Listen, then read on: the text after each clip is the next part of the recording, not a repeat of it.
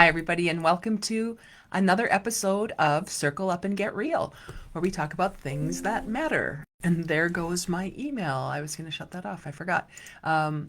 So today I have some thoughts, and of course I do. I always do. And I just wanted to throw some of these ideas out and see if they resonate with anybody. If you're here live, please feel free to put any comments out there and I'll address them as they come up. If you're watching it later, same thing. I don't do a very good job of asking people to help me promote the things that I'm working on. So if you hear anything that you like here, share it with somebody. I resist that part in YouTube land where people say, let's stop right here. And if you like it, share and whatever. I'm not good at that. So this is mostly for me to practice getting my ideas out.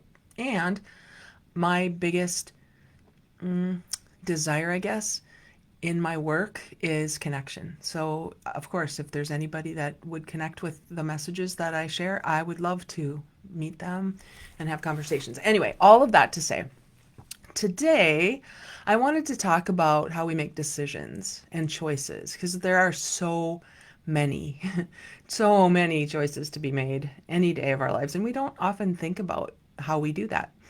And I was just remembering a line that I heard somewhere a long, long time ago that there's a fine line between genius and insanity. And sometimes it's easy to get those mixed up. And so I was just thinking about fine lines today. And we tend to make decisions, or at least when we're talking about decisions, not when we're right in the middle of them, but when we're like this, I'm talking about decisions. And we talk about it like it's easy, like there's a right and a wrong. You just choose the right way. And I remember back many years ago, I was in a book study with an organization, and we were reading the book If Aristotle Ran General Motors.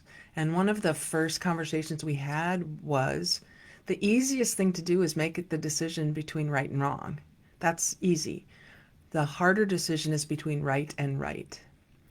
And that's where I think a lot of us find ourselves. There are so many choices, so many ways we could go. And if we get into a place where we get back into, like, I'll speak for myself, I had a perfectionistic tendencies growing up, and maybe some people have what they call control issues where everything has to be right, I have to be in control. Man, that could just drive you crazy to try to find the right answer. And what I'm working on with some of my clients right now, and have been for many years, is this concept of assuming positive intent. If we can assume that the people in our lives are doing the best they can with what they know, we really don't have to judge them when they make choices and decisions that we might not make. I'm finding that the people that I'm working with these days who are most frustrated and upset in some of the conversations we have seem to be those people who wish someone else would change or someone else would be different or would make a different choice. And so we get back into that space of I'm right and you're wrong, which, as you know, if you've heard anything I've been talking about forever now, the below the line, which is closed, defensive, and committed to being right. It's kind of a default for many people. And it does take effort to be aware when you fall below the line. And the distinction is above the line, open, curious, committed to learning. And so when we notice ourselves, it becomes really easy to notice others. And I suppose in reverse, when we notice the things we don't like in others, it's much easier to find that in them than it is to look in our own mirrors. So it's kind of an interesting journey we're all on in some ways, and we're further along or further behind that journey. Again, that sounds like a judgment too. We're just in different places. So the fine lines can be very different depending on who you are, where you are, what your experience is. So again, many, probably most of the decisions we have to make in our lives don't happen at clear intersections, which would make it a lot easier. Go right, go left, go up, go down, in the black and white of things, it would just be so much easier. Those situations happen along fine lines.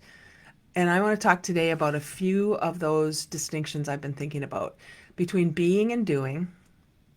We're going to talk about that a little bit. Patience and passivity. So if I'm being patient, am I being passive? Fine line, right? Conviction and certainty. We'll talk a little bit about that distinction. And maybe there's a couple more that'll come up in my conversation, but maybe surrender and giving up. Fine line between those two. Maybe there's a fine line between stewarding something or, shaping it and helping it and controlling it. It's also subtle. And I think the reason for all of it, in my observation, has to do with intention. Again, intending and assuming positive intent or negative. So from the outside, when we're observing and we're watching somebody else, especially because it's a lot easier to watch somebody else than it is to watch ourselves. So when we watch somebody else, the actions could look almost identical. If someone's dealing with this fine line between two choices, it's easy to judge. It's so easy to say, I wouldn't do it if I were you. I would do it differently. But you're not there. That's where armchair quarterbacking comes in, right? It's so easy to watch the football games from the couch and, oh, I wouldn't do that. Why didn't you see that? We're experts in so many things that have nothing to do with us. So the difference is, as I said, often underneath the obvious choice, it's in intention, energy, the stories we're living in, the stories we haven't checked. Because when we have open space in our own lives, it can get filled back in with old stories, old hunches we haven't checked. So I keep talking about discernment. And if we can discern things before we decide them, we can use our head, heart, and gut, all three, to make those decisions where we cut off the other options and we go forward. And that's a process and a practice that I've been working on myself for a long time and now supporting others in making for themselves. So I want to talk about these fine lines, and I'm going to start with being and doing. Many, many years ago, when I first started blogging, golly, when was that? 2004? Blogging, weblog, that's what it used to be called. Writing on Blogger, I think it was, blogger.com. My old writings are probably still out there somewhere. They say that if something's on the internet, it lives forever. So back in 2004, when I started writing blogs, it's probably still out there. But I remember one of them I wrote was, I think I called it Doobie Doobie Doo. And I was thinking about like Frank Sinatra music, doobie doobie doo, doobie. And I started thinking, okay, there's a distinction between what you do and what you be, doing and being. And that is kind of interesting. They're not opposites. You know, the question is whether we can recognize the difference between purposeful doing, like doing something on purpose, and when that becomes compulsive. I think about people who are, this is going to sound terrible. Stay with me, hang with me in this, but the people who have gone from being really health food conscious to being vegetarians to being vegans, it seems like it can get to be kind of compulsive. And in some cases, there's a lot, there can be, I'm not saying this always, but there can be judgment to that. I've seen that with people who are savers, who get into the money thing, and they start saving money and not spending, and then they can occur to others as being kind of judgmental in that. Pick anything. Where being what can I say? Rest and relaxation. We're going to be in a space of taking a break. And that is great. And yet it can also be avoidance. So fine line between, am I avoiding this project I need to get done, or am I really working hard and I need a break? Fine line. There's a fine line between when you believe something in your heart of hearts about a topic, an issue, anything, and you believe so strongly that you lose your objectivity about what other people might choose. Conviction can become certainty, and we know that certainty kills curiosity. Again, just something to notice, not to judge. You can also think about when you accept something or accept something for the way it is. When you want a result and it's different than what you're experiencing, there's a fine line between accepting the way it is and throwing up your hands in resignation and saying, see, nothing ever changes. So these are really fine lines, right? They're fine lines between two things. Being and doing, it can look lazy. I will admit, for me, it's felt lazy or irresponsible to take a breath to on purpose to go, I need to be in the moment here, because I'm not even going to say my training and upbringing, all of that. For some reason, it was important to me that I was always doing something, moving, always doing. And over time, it started to occur for me that that was avoidance. I was busy so I wouldn't have to stop and look in the mirror and realize some things about myself that I wasn't ready to take on yet. So I judged the being part. This is horrible to admit, but I remember being early in my career, and there were people who would go home from work at 5 and I'd stay till 6, or I didn't have a family then. I didn't have something to go home to, so I liked my work. And I would see people with families and they'd go home at 5, and I'd think, well, man, how dedicated are you? And then it became I was the go-to, because people knew I stayed late, or I worked on projects, or I did things outside of my job description. And then they would say, well, Jodee will be here, she'll do it. And then I'd take it on, and I'd keep piling on all these tasks to do. And underlying that, I wasn't aware of this at the time, but underlying that was resentment. And I would think, well, why do I have to do all this stuff and they get to go home? Well, because you set that yourself up for that, Jodee. I thought it was, I don't know if it was lazy. Vacations? Who needs a vacation? What are you doing? You should be this as dedicated to your work as I am. Uh, Only in hindsight can I see that.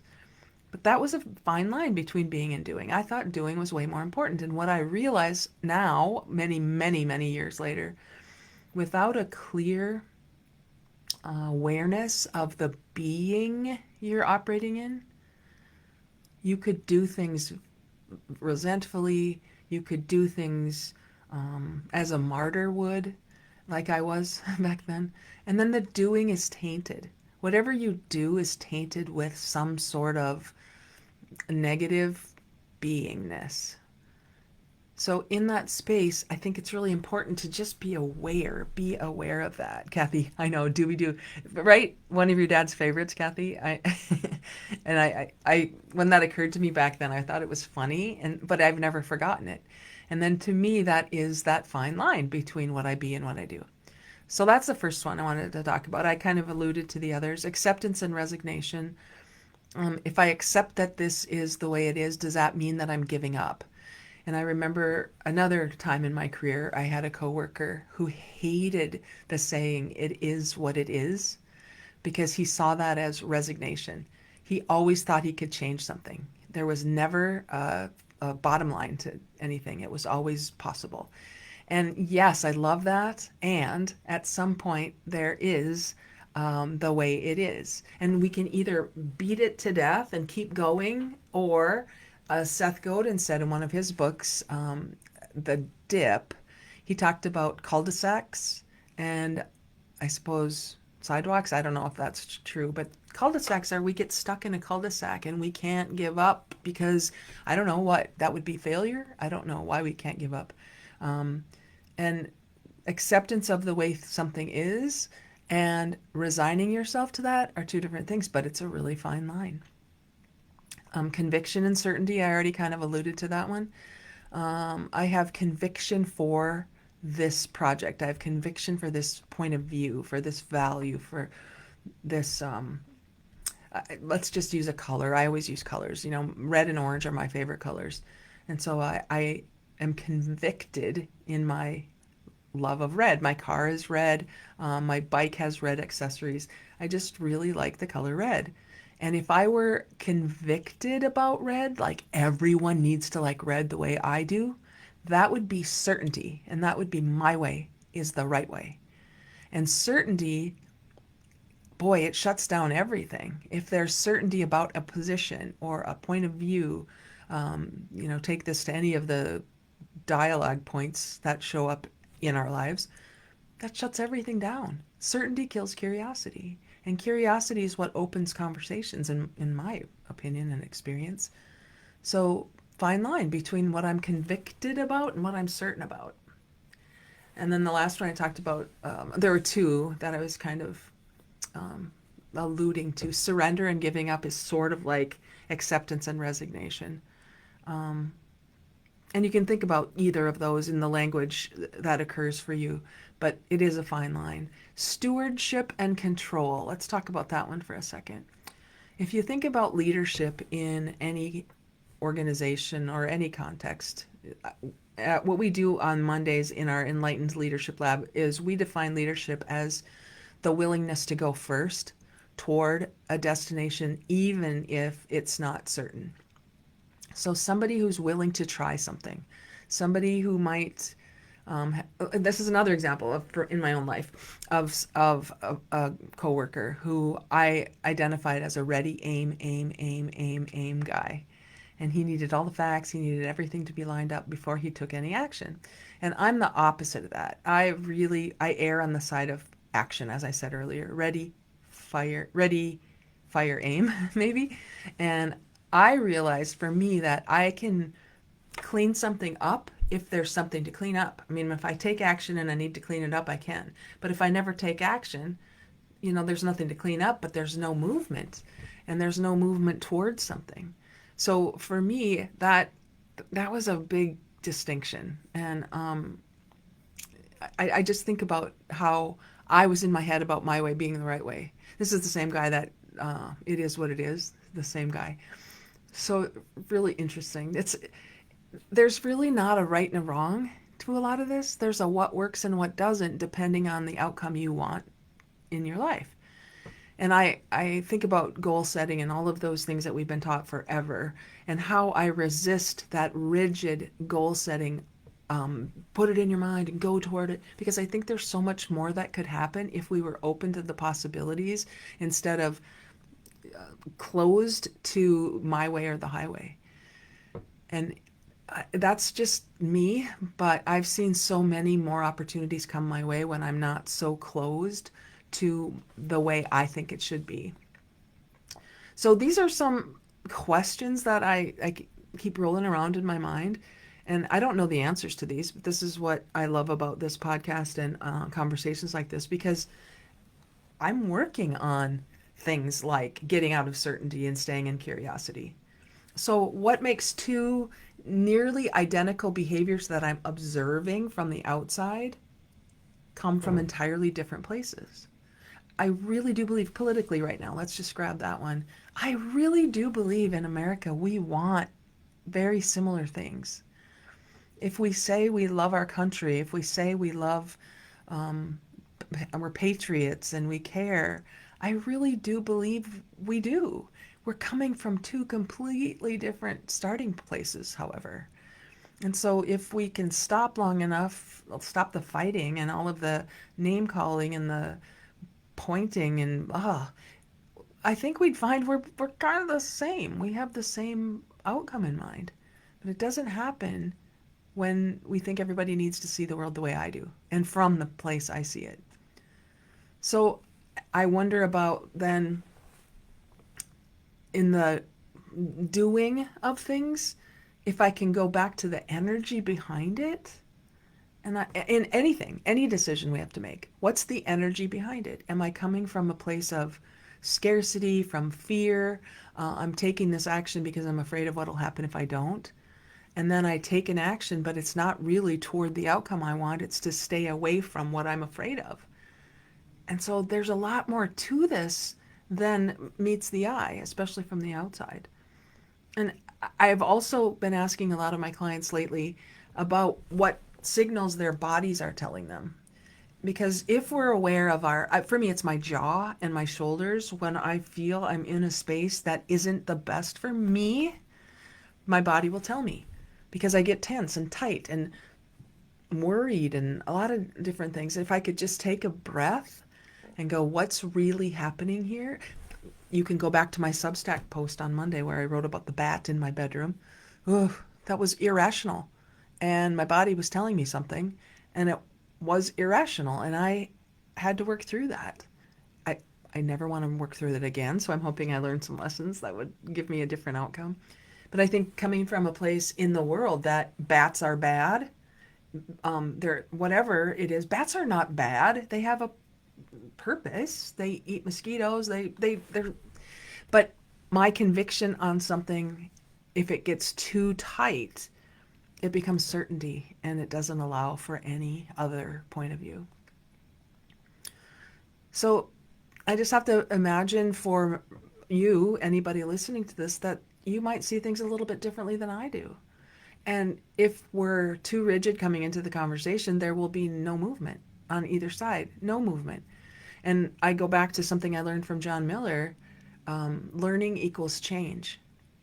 If I haven't changed, I haven't learned.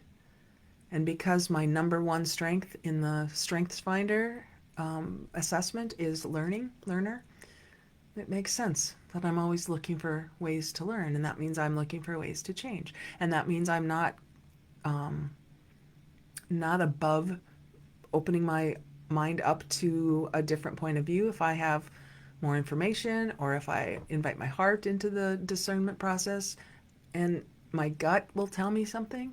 I'm open. I'm open to hearing what you have to say. I may make my own decisions to move in a different direction, but I'll be very grateful that you shared a different point of view with me.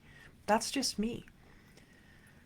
So if I can hold a conviction I have for something lightly enough that I'm willing to alter it if I learn something, that to me continues the number one strength of learning. So fine line. They're all fine lines.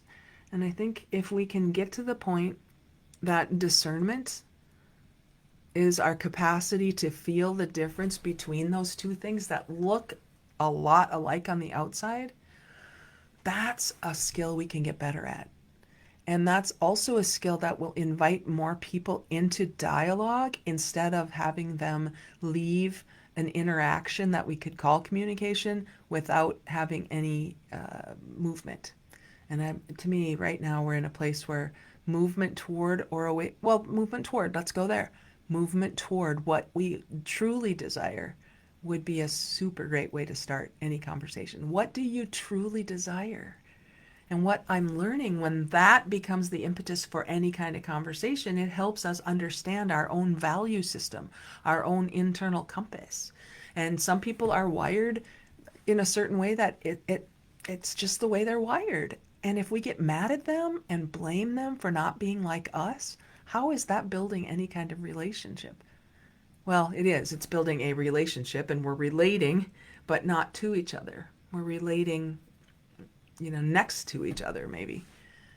And so I believe that business, it's where I've spent most of my career in business, working with business owners and business people. If the purpose of business is to be able to fund a meaningful life, then wouldn't that be a different way of looking at things than I have to get ahead, I have to win the contract, I have to beat somebody to the punch, and all those other ways of being? Might it create some more harmony and peace in the world? I don't know. Maybe I'm idealistic. And yet, to me, that's what it means to be real. Radical. It could seem really radical to do this work. I don't mean radical in the way many people might hear it. I mean getting back to the root of who you are. What makes you you? Well, how are you wired? What do you truly believe? What makes you you? That's radical. That's getting to the root. Energized, just being aware. What brings you energy? What drains you of energy?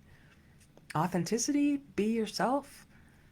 And then the L, of course, is learning focused. And that makes sense given what I've said today. So find a way this week to explore what makes you you. And I would love to continue this conversation. Kathy, thanks for being here. And anybody else, thanks for sharing the message with anybody you think might be interested. And go to Circle Up and Get Real and look at the 7 seasons that are there. I look forward to having another conversation next week. Thanks, everybody.